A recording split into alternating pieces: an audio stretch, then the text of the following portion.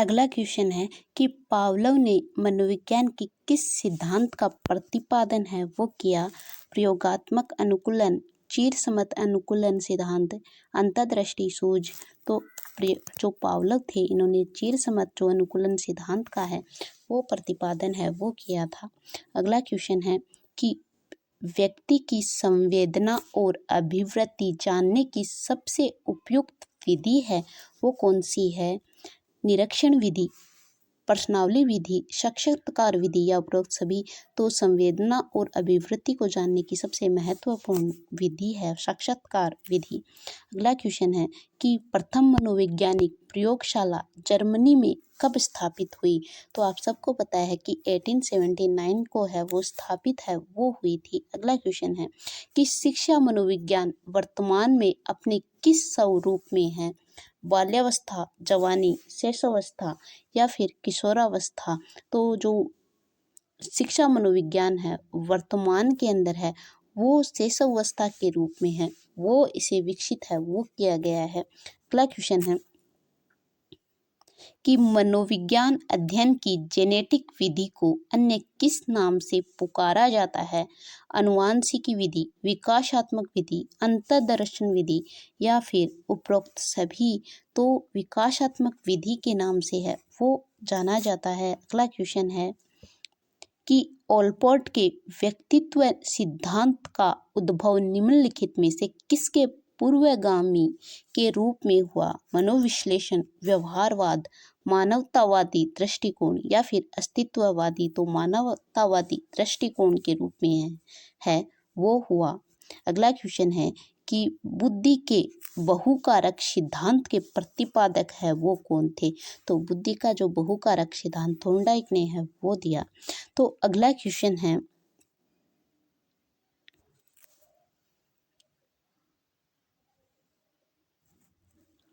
कि निम्नलिखित में से कौन सा कथन सत्य है पूछा है आप लोगों से कि लड़के अधिक बुद्धिमान होते हैं, लड़कियां अधिक बुद्धिमान होती है या फिर बुद्धि का लिंग से कोई संबंध है वो नहीं होता है।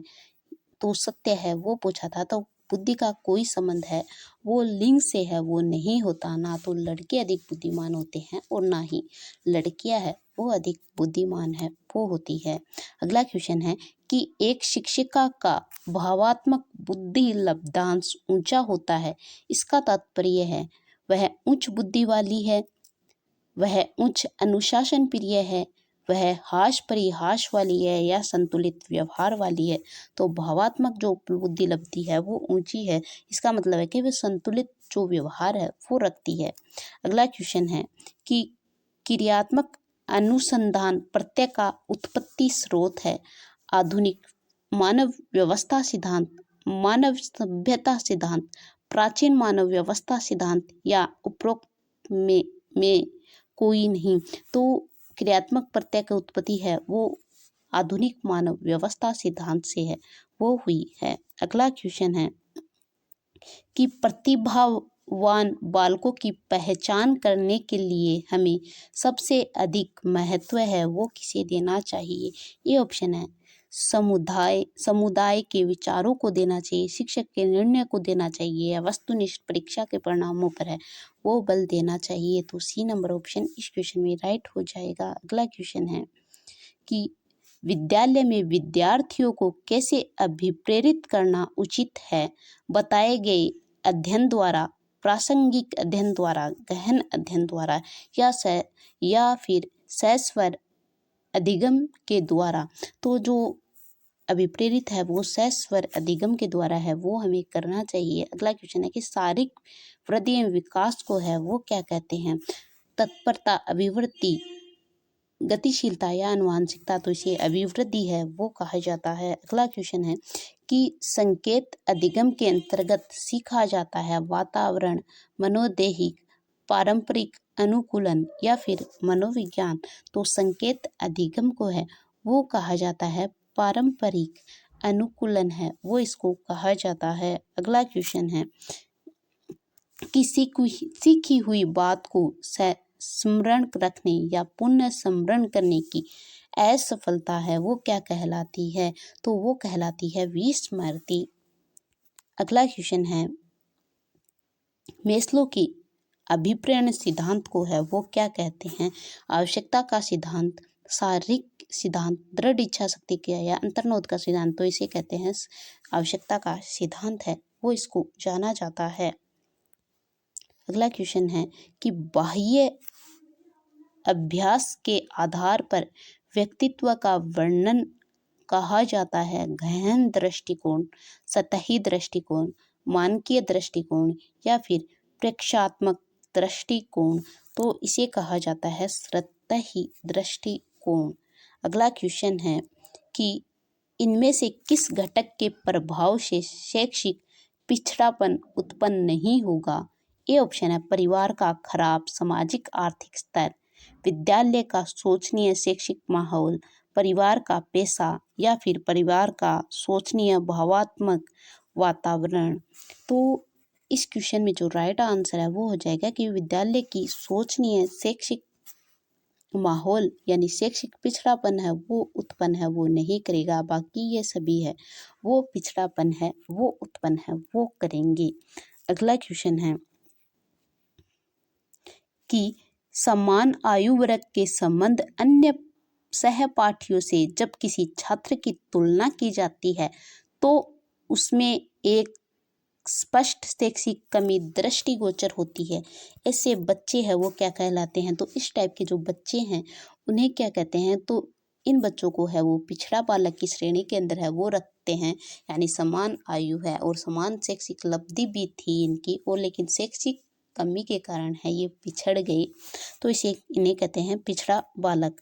अगला क्वेश्चन है कि जब मानव शरीर के एक भाग को दिए गए प्रशिक्षण का अंतरण दूसरे भाग में हो जाता है तो इसे कहते हैं ऊर्ध्व अंतरण, शैक्षिक अंतरण या द्विपार्श्व अंतरण और या फिर इनमें से कोई नहीं, तो इन्हें कहते हैं यानी एक भाग है यानी दाएं हाथ से लिखते हैं तो हमें बाएं हाथ से है वो सहायता मिलती है, तो द्विपार्श्व अंतरण है वो इस क्वेश्चन में राइट आंसर हो जाएगा। अगला क्वेश्चन है कि विकास के परिणाम स्वरूप नवीन विशेषताएं और नवीन योग्यताएं प्रकट होती है, यह कथन किसने कहा? विकास के परिणाम स्वरूप नवीन विशेषताएं और नवीन योग्यताएं हैं वो प्रकट होती है, तो ये कहा था हरलोक ने, तो बी नंबर ऑप्शन इस क्वेश्चन में राइट हो जाएगा। अगला क्वेश्चन है कि श्यामपट्ट को शिक्षण सामग्री के किस समूह के अंतर्गत है वो रखा जाता है? जो बोर्ड होता है इसे किस सामग्री के अंदर है वो रखा जाता है? तो इसे रखा जाता है दृश्य श्रव्य सामग्री के अंदर है, दृश्य श्रव्य नहीं दृश्य सामग्री के अंदर है वो रखा जाता है। अगला क्वेश्चन है कि असंगठित घर से आने वाला बच्चा सबसे अधिक कठिनाई का अनुभव करेगा सुनिर्मित पाठों में, स्वतंत्र अध्ययन में, नियोजन निर्देशन में या अभ्यास पुस्तिकाओं के अंदर? तो स्वतंत्र अध्ययन के अंदर है वो असंगठित घर से आने वाला बच्चा है वो कठिनाई अनुभव करेगा। अगला क्वेश्चन है कि मूल प्रवृत्तियों को 14 प्रकार किसने हैं वो बताए हैं? तो ये बताए हैं मैकडूगल ने। अगला क्वेश्चन है कि शिक्षार्थियों में प्रत्यय विकास का निर्माण विद्यार्थियों में प्रत्यय विकास के लिए शिक्षक निर्माण करेगा। ये ऑप्शन है कि शिक्षण विधि सरल से जटिल की ओर होनी चाहिए। बी ऑप्शन है कोई विद्यार्थियों को व्यापक अनुभव का अवसर प्रदान करना चाहिए। सी ऑप्शन है कि विद्यार्थियों को निर्मित प्रत्ययों का अंतरण करने का अवसर देना चाहिए। डी ऑप्शन है उपरोक्त सभी। तो विद्यार्थियों में प्रत्यय निर्माण के लिए शिक्षक है वो क्या करेगा? ये सभी कार्य है वो शिक्षक को है वो करने चाहिए, तो डी नंबर ऑप्शन इस क्वेश्चन में राइट आंसर है वो हो जाएगा। अगला क्वेश्चन है कि कल्पना के विकास के लिए ज्ञानेंद्रियों को प्रशिक्षित करना चाहिए।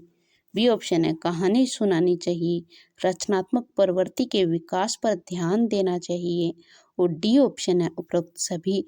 तो कल्पना के विकास के लिए सभी जो कार्य है वो शिक्षक को है वो करने चाहिए, तो डी नंबर ऑप्शन इस क्वेश्चन में राइट आंसर है वो हो जाएगा। अगला क्वेश्चन है कि थ्रस्टन तथा लिकर्ट निम्न में से किसके मापन से संबंधित है। तो थ्रस्टन और लिकर्ट है, ये जो अभिवृत्ति का जो मापन है वो हम करते हैं, इसके मापन से है वो ये संबंध है वो रखते हैं। अगला क्वेश्चन है कि निम्न में से कौन सा लक्षण किसी मापक के उपकरण के लिए सर्वाधिक वांछनीय है, वो पूछा है आप लोगों से। विश्वसनीयता, वस्तुनिष्ठता, वेदता या फिर मानक। तो इस क्वेश्चन में है वो राइट आंसर है वो आ जाएगा विश्वसनीयता है, वो होनी चाहिए। अगला क्वेश्चन है कि निम्न में से कौन शिक्षण कुशलता से संबंधित है। श्यामपट्ट पर लिखना, प्रश्नों को हल करना, प्रश्न पूछना या फिर उपरोक्त सभी। तो इस क्वेश्चन में राइट आंसर है वो आ जाएगा उपरोक्त सभी। तो सभी शिक्षण कुशलता के हैं वो चरण है वो होते हैं। अगला क्वेश्चन है कि वातावरण व बाहरी शक्ति है जो हमें प्रभावित करती है।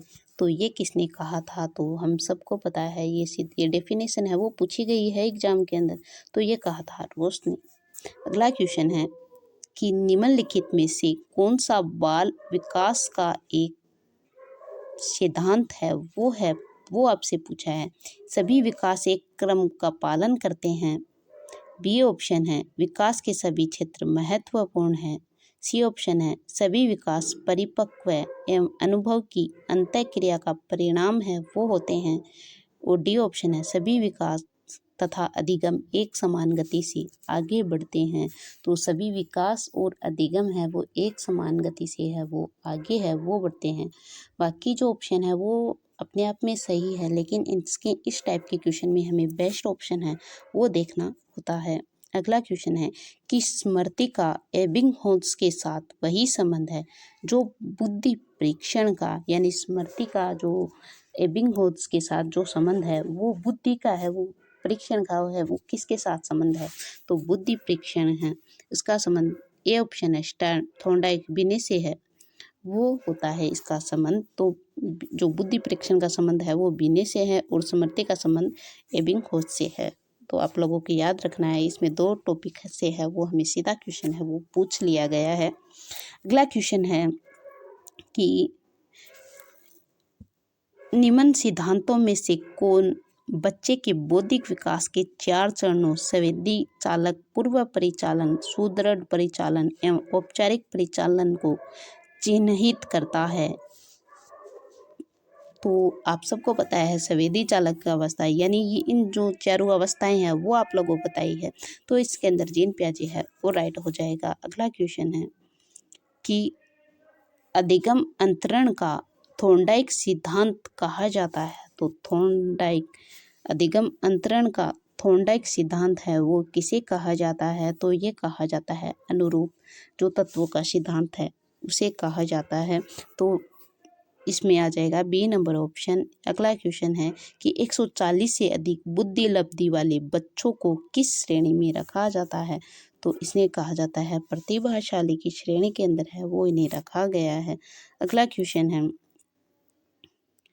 335 नंबर का कि कर्ट लेविन के अनुसार समूह में जो परिवर्तन होते हैं उन्हें कर्ट लेविन के अनुसार जो समूह के अंदर जो परिवर्तन होते हैं उन्हें रचनात्मकता है वो कहा जाता है। कर्ट लेविन के अनुसार समूह में जो परिवर्तन है वो होते हैं उन्हें गतिशीलता है वो कहा जाता है, गतिशीलता कहा जाता है। तो इसके अंदर है वो गतिशीलता है वो राइट आंसर है वो हो जाएगा। अगला क्वेश्चन है मस्तिष्क की संरचना तथा कृत्यों में विभेद का परिणाम है होता है तनाव, पिछड़ापन, डिसलेक्सिया या फिर इनमें से कोई नहीं। तो डिसलेक्सिया है वो परिणाम है वो होता है। अगला क्वेश्चन है कि अध्यापन के समय अध्यापक को निम्नलिखित में से किसका सर्वाधिक ध्यान रखना चाहिए। विषय वस्तु, व्यक्तिगत विभिन्नता, विद्यार्थियों की आयु या फिर विद्यार्थियों की पारिवारिक पृष्ठभूमि। तो इसके अंदर है वो शिक्षक को है वो रखना चाहिए। व्यक्तिगत विभिन्नता यानी कि कोई भी बालक है वो समान नहीं है, इसका ध्यान है वो एक अध्यापक को है वो रखना चाहिए। अगला क्वेश्चन है कि उपलब्धि अभिप्रेरणा है, सफलता व असफलता को समान रूप से स्वीकारने की तत्परता। बी ऑप्शन है बिना विचारे जल्दबाजी में कार्य करने की प्रवृत्ति। सी ऑप्शन है चुनौतीपूर्ण कार्य करने पर डटे रहने की प्रवृत्ति। और डी ऑप्शन है असफलता से बचे रहने की जो प्रवृत्ति है वो होती है। तो चुनौतीपूर्ण जो कार्य पर है वो डटे रहने की प्रवृत्ति है, वो उपलब्धि अभिप्रेरणा के अंदर है, वो सम्मिलित होती है। अगला क्वेश्चन है मानव विकास है, तो मानव विकास है वो क्या होता है? मात्रात्मक, गुणात्मक, एक निश्चित सीमा तक मापा नहीं जा सकता। और एक व दो दोनों, तो एक व दो दोनों है वो राइट आंसर हो जाएगा। अगला क्वेश्चन है मानसिक स्वास्थ्य विज्ञान का प्रमुख उद्देश्य है, बालक के मानसिक स्वास्थ्य की रक्षा करना, कुसमायोजन का निराकरण करना, एक व दो दोनों या उपरोक्त में से कोई नहीं। तो मानसिक स्वास्थ्य की रक्षा करना और कुसमायोजन का है वो निराकरण है वो करना, तो जो ऑप्शन है वो आ जाएगा एक और दोनों आ जाएगा। अगला क्वेश्चन है कि दबाव को कम करने एवं परीक्षाओं में सफलता के लिए आवश्यक है, कम अवधि की परीक्षाओं में अंतरण। बी ऑप्शन है विद्यालय शिक्षा की विभिन्न चरणों में परीक्षाओं का आयोजन। सी ऑप्शन है वार्षिक एवं अर्धवार्षिक परीक्षाएं। और डी ऑप्शन है विभिन्न प्रवेश परीक्षाओं के लिए विभिन्न एजेंसियों की स्थापना करना। तो ये ऑप्शन है यानी कम अवधि की परीक्षाओं में है वो अंतरण है, वो इस क्वेश्चन में राइट आंसर है वो हो जाएगा। अगला क्वेश्चन है कि सबसे अधिक गहन और जटिल समाजीकरण है वो किसमें होता है? पूर्व बाल्यावस्था के दौरान, प्रौढ़ावस्था के व्यक्ति की, किशोरावस्था के दौरान है वो सबसे जटिल समाजीकरण होता है और अधिक गहन है वो इसके अंदर है, वो आ जाएगा राइट आंसर। अगला क्वेश्चन है कि पियाजे के अनुसार विकास की पहली अवस्था जन्म से 2 वर्ष के दौरान बच्चा सबसे अधिक सीखता है। वो बच्चा है वो सबसे अधिक है वो किसी अमूर्त तरीकों से नहीं, भाषा के नए अर्जन के ज्ञान के अनुप्रयोग से नहीं, इंद्रियों के प्रयोग से है वो बालक है वो सबसे अधिक है वो सीखता है। क्वेश्चन है रोसर्स परीक्षण के बारे में निम्नलिखित में से कौन सा कथन सत्य नहीं है वो पूछा है। ए ऑप्शन है रूसार्क परीक्षण एक अभिकृत्यात्मक प्रकार का प्रक्षेपी परीक्षण है। बी ऑप्शन है रोसार्क परीक्षण व्यक्तित्व की संपूर्ण रूप से निदानिक जांच करता है। सी ऑप्शन है व्यक्तित्व की बौद्धिक अबौद्धिक दोनों ही शील गुणों का मापन करता है। और डी ऑप्शन है कि इसका मूलभूत प्रयोजन व्यक्तित्व की अंतर वस्तु जैसे प्रणोदन, आवश्यकता, स्वेर कल्पना, कुंठाओं इत्यादि को उजागर करता है। तो इसमें जो राइट आंसर है यानी कि यह तो प्रक्षेपी परीक्षण तो है लेकिन यह नैदानिक परीक्षण है, व्यक्ति संपूर्ण रूप से नैदानिक परीक्षण है वो ये नहीं है। तो जो इसमें राइट आंसर है वो आ जाएगा बी नंबर ऑप्शन। अगला क्वेश्चन है कि कार्ल रोजर्स के अनुसार कुसमायोजन का आधार, ये ऑप्शन है इदम तथा परम अहम के मध्य, वास्तविक सौ तथा आदर्श सौ के मध्य, सौ तथा वातावरण के कार्ल रोजर्स के अनुसार है वो आप लोगों से पूछा है। तो कार्ल रोजर्स है वो बताते हैं वास्तविक सौ व आदर्श के मध्य है, वो कुसमायोजन का आधार है वो बताते हैं। अगला क्वेश्चन है कि व्यक्तित्व के प्रारूप सिद्धांतों की सबसे पृथककारी विशिष्टता क्या है? शरीर विन्यास तथा स्वभाव में संबंध, शरीर विन्यास का वर्गीकरण, प्रारूपी अभिलक्षण। और डी ऑप्शन है मन है शारीरिक उपागम। 346 में आ जाएगा यानी कि व्यक्तित्व प्रारूप सिद्धांत की सबसे पृथक विशेषता है वो शरीर विन्यास का स्वभाव के अंदर है वो संबंध है वो आ जाएगा इस क्वेश्चन में राइट आंसर। अगला क्वेश्चन है 347 नंबर का कि मूल्यांकन का उद्देश्य है बालकों को धीमी गति से सीखने वाले तथा प्रतिभाशाली बालकों के रूप में लेबल करना। बी ऑप्शन है जिन बालकों को उपचारात्मक शिक्षा की आवश्यकता है उनकी पहचान करना। सी ऑप्शन है कि अधिगम की कठिनाइयों व समस्या क्षेत्रों का पता लगाना। मूल्यांकन का उद्देश्य पूछा है। और डी ऑप्शन है उत्पादन जीवन जीने के लिए शिक्षा किस सीमा तक तैयार की जाती है। इसका पृष्ठ पोषण है वो प्रदान करना। तो 347 में मूल्यांकन का है वो आप लोगों से उद्देश्य है वो पूछा। तो मूल्यांकन का जो प्रमुख उद्देश्य है वो 4 नंबर ऑप्शन है वो सबसे अधिक सटीक बैठता है आंसर। तो इसमें आ जाएगा 4 नंबर, यानी उत्पादन जीवन जीने के लिए शिक्षा की किस सीमा तक तैयारी कर पाई है और उसका पृष्ठ पोषण है वो दिया जाना चाहिए। अगला क्वेश्चन है कि किशोरावस्था में बच्चे किस प्रकार की समस्या का सामना करते हैं।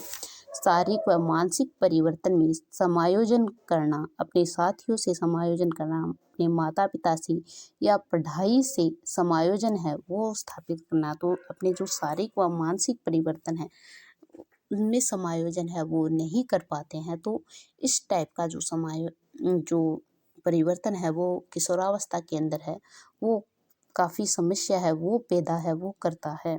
अगला क्वेश्चन है कि परीक्षा में विद्यार्थियों में किस प्रकार के प्रश्न पूछने चाहिए। परीक्षा के अंदर विद्यार्थियों से किस प्रकार के प्रश्न है वो पूछने चाहिए।